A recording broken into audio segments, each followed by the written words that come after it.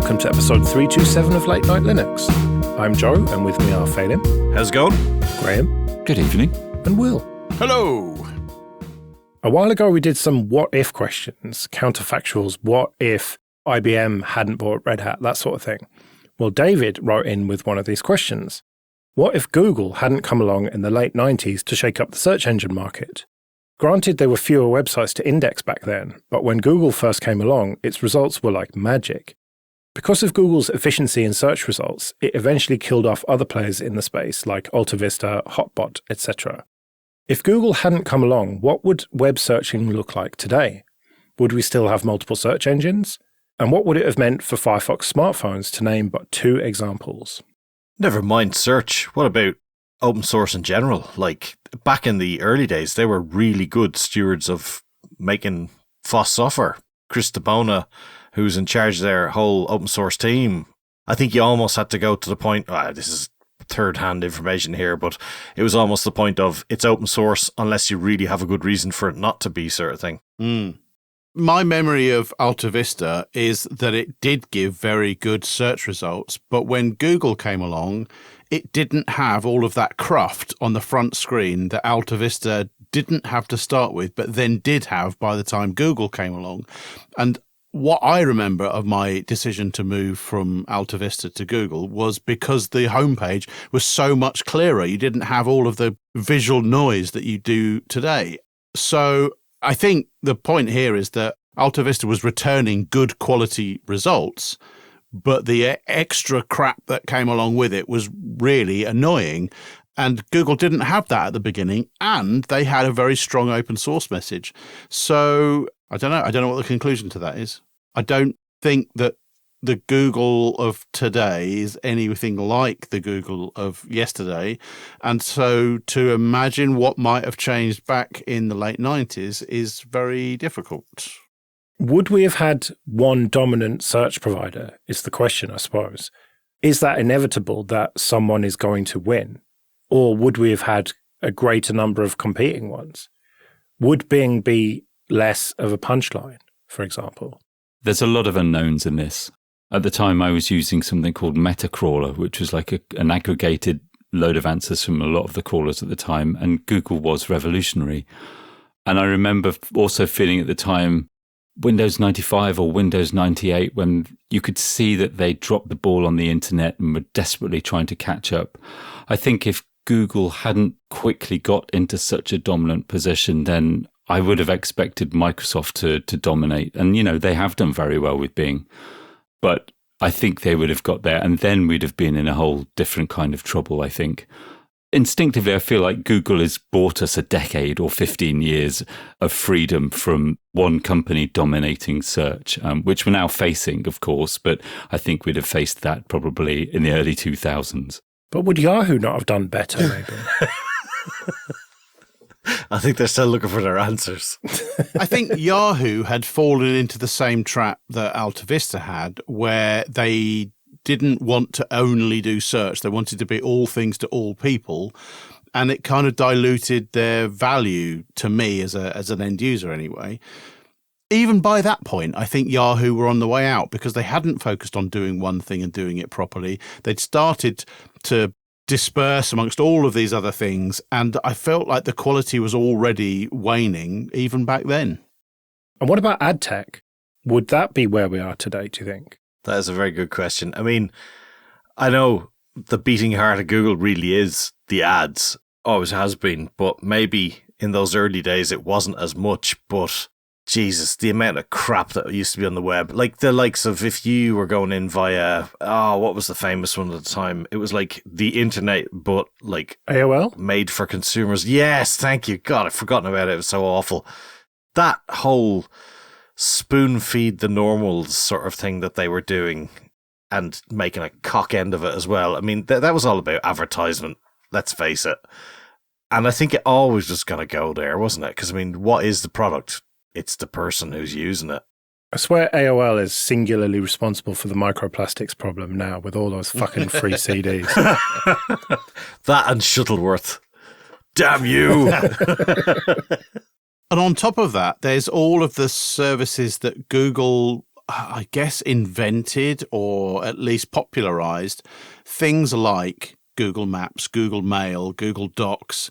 They all seemed to have come out of Google in the early days as a free service, attracting people in. I don't know that those would have advanced in quite the same way if they didn't have all of those brains behind those sorts of products back then. I can't imagine anybody else at that time developing them in the same way. You're right. They, at least at that point, had the best and brightest software engineers and designers and everyone else that it takes to make these products. And if they hadn't all been centralized somewhere like Google, would innovations like that have come along? I think probably at other companies, but you can't know, can you? Do you think the internet and the web would be a better place if Google had never come along? Oh, that is a painfully hard question. I genuinely don't know. It sounds like you think it would be worse because, at least from what Graham said, Google kind of held back the other giants like Microsoft, at least for a while. Yeah, it's almost like Google was pretty much the do no evil company initially, as its motto was at the time. But it was just inevitable that they would drop that. Yeah, I don't know. There's so many variables in this. It's mad. Well, what about Android? If they hadn't bought Android, would that have become anywhere near as popular? Almost certainly not. But then would someone else have bought it? What if Microsoft had bought Android instead of Google? They still would have tried to put this Windows CE on it and it would have fucked it up. So, I mean, I think that's a non-starter. So who else would have bought Android then? And would they have had the power to popularize it to the point where billions of people are using it? Maybe not. Let's assume that Apple still comes up with the iPhone unattested, and then Microsoft get wind of the idea. Maybe if Google hadn't bought Android, Microsoft would have seen it as a easier alternative than developing their own one, and they would have picked it up. The good question there is the fact that would Apple have come up with the iPhone? Like, would there have been a need for that much interconnectedness? I don't know. I think they would have come up with the iPhone, but I don't think the iPhone would be the same now. Because if Google hadn't bought Android, right, let's say Microsoft had bought it, they would have not been keen to do AOSP and give it away to OEMs and carriers and stuff. They would have wanted to lock it down and kind of shepherd it in their direction and just make it shit. Well, worse, let's say. So I don't think you would have had the same kind of competition there that drives the innovation of the features that have ended up on both Android and iOS. And Yalla, Adam, it's okay. We all heard you say it. It would all be using Sailfish. I think the question that I'm struggling with is whether I think Google dominating was probably better than another company dominating. But if there hadn't been Google, would it have meant there was no dominating search result? And if there wasn't, if that happened, if there was a kind of an equal share spread across a few, then I think things would have been better. But looking at it, I now think that would have been impossible. I think sooner or later one would have just gobbled up all the others, and probably we got the best of the worst, least, whatever the right term is with Google, the least worst. Certainly in the early days, it was, I'd say, a force for good. Less so now, perhaps, but you know, in the formative years of the internet, I think they did advance things way quicker and way more than anybody else would have done. Microsoft would have been quite happy with their very controlled ecosystem. Apple perhaps wouldn't have been spurred on to do the things that they ended up doing. So I think it would be less advanced generally. Also, this is interesting because it's a generation, basically. It's over a quarter of a century. I don't know what happens to technology over that time. It's amazing to think that we've got to this position. I think that's what's so mind-blowing about it. It's seeing what Google has become, none of us could have imagined back in the 90s. I didn't. But if Google hadn't bought Android, and let's say Microsoft had, and they did a shit job of it, and then iOS didn't advance as quickly as it has done, and desktop computing had remained more of a main thing that people did to interact with computers, and therefore there was that higher barrier to entry, would we not have had the likes of Facebook destroying democracy and ending up in the situation we're in right now? Like, Is there a through line potentially that you can draw from Google existing to the fucking shit show that we have right now? I don't think so. I mean, philosophically speaking, I think the human race has got to go through this mass communication revolution, and it's got to sink or swim through this. There's no way to obfuscate it or hide it. I think it's something we've got to go through. Well, Enrico Fermi's got his answer as far as I'm concerned. Okay, this episode is sponsored by Tailscale.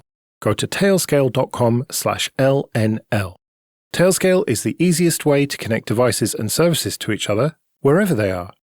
Everyone these days has a VPN as a sponsor, but Tailscale isn't like those. This isn't about hiding your browsing habits from coffee shop owners, and it's not about watching Netflix in another country. Tailscale is a proper VPN for connecting your devices securely. It's great for companies, and it's great for self-hosters. Tailscale is incredibly easy to set up. I got it up and running on 2 machines in just a few minutes, without opening any ports. Then I could SSH from one machine to another as if they were on the same LAN, even though they were on different sides of London. Tailscale is WireGuard on easy mode, and that's why loads of the Late Night Linux family hosts use it.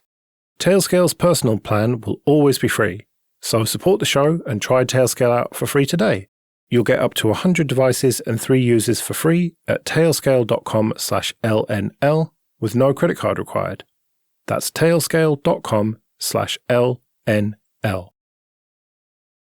Graham, you've got a discovery. Will Sonic MTS ESP. Okay, apologies in advance. This is an audio-related discovery. Are you going to be playing horrible noises that disturb people's sleep again? I could do. Let me know if you'd like a live demo. In fact, I think you should. I'm not prepared. But Will Sonic is a MIDI plugin that brings micro-tuning to your music, to your notes, and to the scales that you're using. So I think I've talked about this a little bit before. And I talked about how there's a kind of format for this called MTS ESP, where lots of instruments support this standard and allow you to change the gaps between the pitches of notes to arbitrary values or to algorithmic or logarithmic values. And there are thousands of these kind of different scales. Obviously, different cultures use different scales, but there's also a huge level of kind of experimentation going on in what scales work best and creating music around these scales. Will Sonic really is the best plugin I've ever used. It was commercial. It's got this, even for something that's it's much harder for me to describe this actually than for most people, I think, to take a look at the UI, because it's got this brilliant kind of 360-degree view of where a scale is distributed across an octave or a doubling in pitch. And you can drag and drop notes and pitches within this plugin in real time. And so if your software supports it, you hear the micro-tuning change. You can load up all of the scales. It supports all of like Scala scaling. And it's got a load of them built in, as well as a synth. Now, the reason why it's a discovery, I've been aware of this software for some time and supported it, but development has kind of come to an end, and the developer has released it as open source. And the great thing about this is that there was no Linux version before. And in releasing it as open source, it's based on Juice, which is like an open source audio framework and UI framework. It's relatively easy to build it for your Linux machine. And I've done this. You have to download Juice, and it does take a while to initially build everything. But you can then build it as LV2, or you can build it as VST3, or build it as a clap plugin, which are actually being used. And it's brilliant. It's better, for example, than the previous MTS ESP software I've talked about. This is much more intuitive and much more playable, and it's brilliant. I got to ask something, but it might seem daft. Okay, so 2 things. Juice. What exactly is Juice? Is it a build framework, or is it a library, or what is it? Yeah, I think it's probably closest to being a library.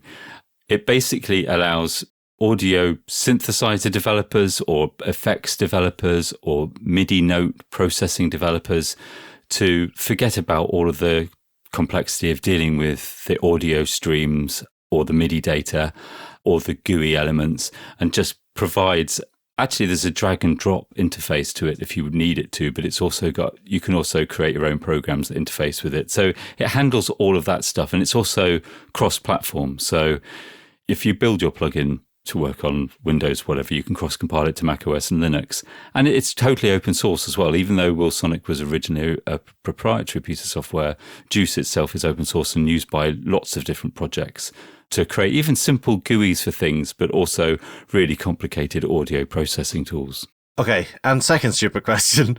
It says, it allows you to automate the microtonal scale design in your DAW. So explain what that would entail. Because I know how to do a pentatonic scale.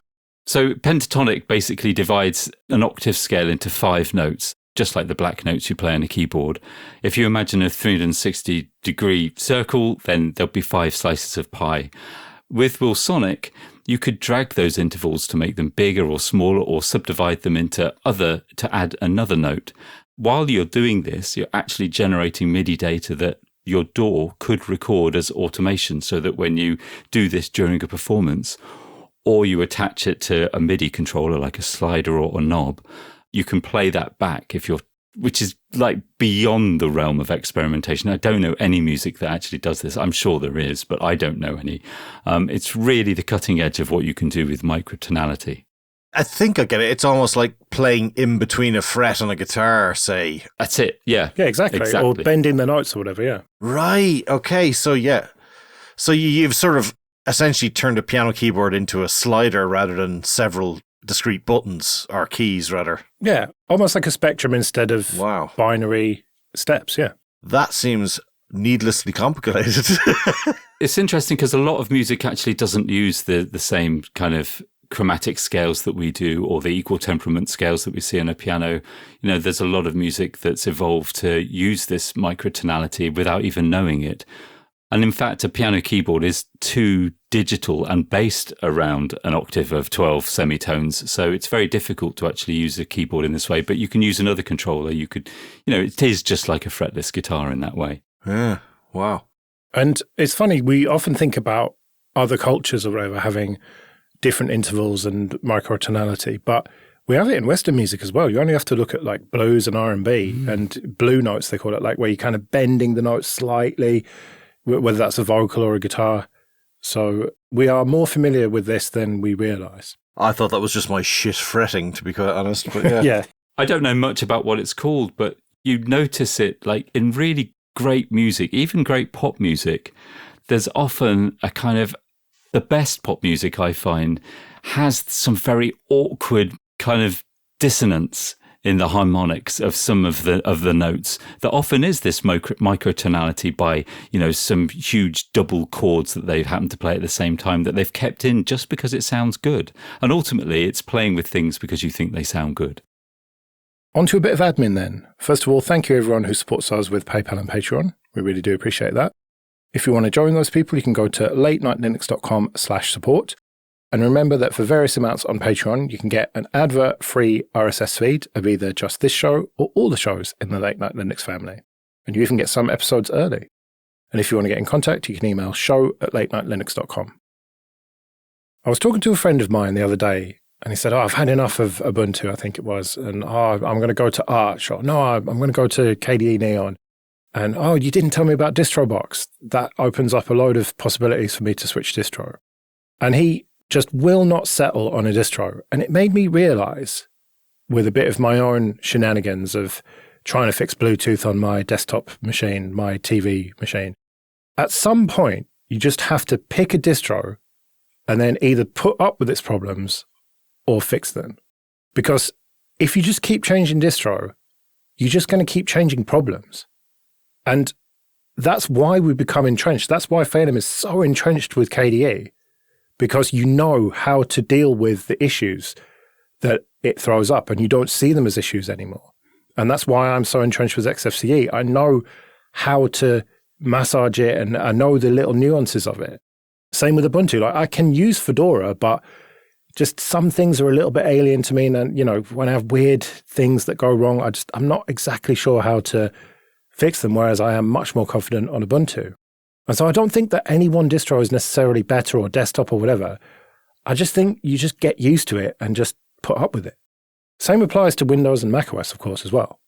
I largely agree with you there. I think that you do have to make your mind up. But I think that comes with, well, I don't know, tenure with an OS, really. The longer you spend with it, the more you have that sort of sunk cost fallacy going on where you think, I've already invested days and days or months, years, whatever, learning how to use this thing. I'm not going to reuse that energy elsewhere. And at some point in your life, maybe you've been using Linux for 10 years, you're more senior in years, and you cannot be bothered. It's not worth the effort to learn all of those new foibles. And so you just stick with what you've got and get on with it and stop complaining about it. I think you need to find a distro that thinks the way you think, or the way it thinks makes sense to you. Like, I prefer the Debian way of doing stuff, which includes obviously the Ubuntu's and KDE Neon and stuff.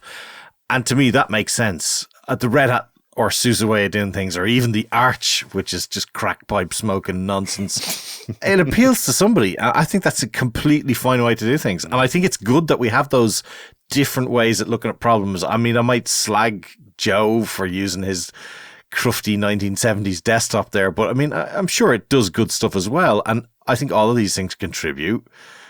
But I think you have to pick the side that works for you the best. Like, there's got to be something out there that you like. You like new and shiny, pick whatever. I honestly don't know what that would be. Garuda Linux. Does that still exist? Who knows? I think so, yeah. Yeah, I totally agree, actually. Find something that fits your mental model and go with that. Yeah, I agree. I think the thing for me was that I used to have a lot more time, and I used to really enjoy playing with a Linux distribution. I mean, it was partly my job, I suppose, so I was a bit lucky, and that, you know, it was professionally good to spend a month with OpenSUSE and with Fedora and with, you know, and with Ubuntu. But even though I had the time and I enjoyed playing with them and I enjoyed learning, since then, I don't know what's happened, but my life has just become too busy. And so for someone like myself, I would absolutely recommend just finding a distribution and sticking with it. Life's too short to worry about package managers in a way. Find one that's, you know, works for you. But otherwise, if you've got the time and you're interested in it, then by all means, experiment. I think if you're anyway technical, I think the likes of a Gentoo or Arch or whatever, one of those sort of build it from the ground up distros, even if you just do it for a short while, is a great idea. If nothing else, just to see the amount of work that the other distros put in to get you to the point where you don't have to do any of that stuff. And if you enjoy distros, like, you may find, wow, this is amazing. I never would have thought this is how they do this or that or whatever, and build it up from there. Linux from scratch if you really hate yourself. But I'm not completely making this up, am I? Every distro and every OS has got its weird quirks that you just have to learn to deal with. Oh yeah, 100%. I think so anyway. There's always a driver that's out, or a way it loads it, or the order that it loads something, or they don't support that because it's against their ethos of fully free or whatever. Yeah, it's like how my quick launch icon for Firefox has disappeared again. And so there's just a space there. And I know it's there, and I know and just click on that space and Firefox comes up. And I could fix it. I have fixed it before, but I just don't need to, because I know that's where Firefox is, that fucking blank space. So you leave it as a grey box. You are a fucking heathen. You really are. Just use a fucking command line distro, will you? For fuck's sake. Oh, Jesus Christ. Right, well, we'd better get out of here then. We'll be back next week when it'll probably be news and stuff, but we'll have to see. Until then, I've been Joe. I've been Phelan. I've been Graham. And I've been Will. See you later.